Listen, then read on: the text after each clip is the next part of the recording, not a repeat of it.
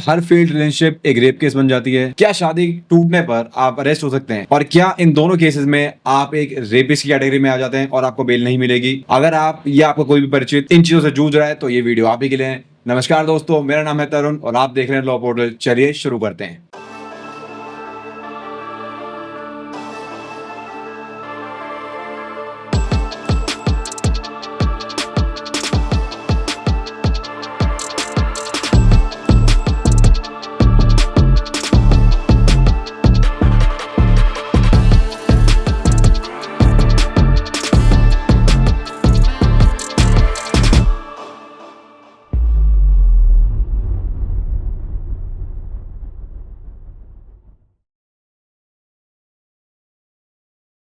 तो एक promise to marry rape का केस तब बनता है जब आप किसी के साथ शादी का वादा करके बाद उनके साथ शारीरिक संबंध बनाते हैं और वो शादी का वादा बाद में पूरा नहीं हो पाता। देखिए, कई केसेस में वो वादा स्टार्टिंग से ही निभाने वाला होता ही नहीं है, बट बहुत सारे केसेस में वो वादा निभाने वाला होता है, बट क्योंकि कुछ चीजें ऐसी हो जाती हैं कि वो वादा निभाया नहीं जाता, और क्योंकि वो वादा निभाया नहीं जाता तो बहुत सारे लोग उस चक्कर में रेप के केस में उनके खिलाफ रेप की कंप्लेंट हो जाती है और वो रेप के केस में अंदर हो जाते हैं।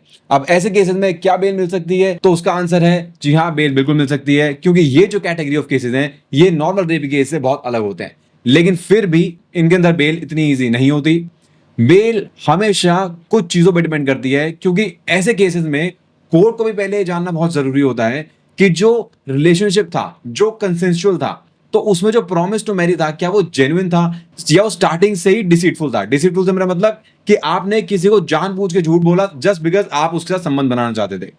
अब पहले जो हमारा कानून था उसमें rape under 376 of IPC deal किया जाता था, वो था। लेकिन हमारे कानून में कोई स्पेसिफिक प्रोविजन नहीं था जिसके अंदर आप इस तरह के केसेस को डील करते थे।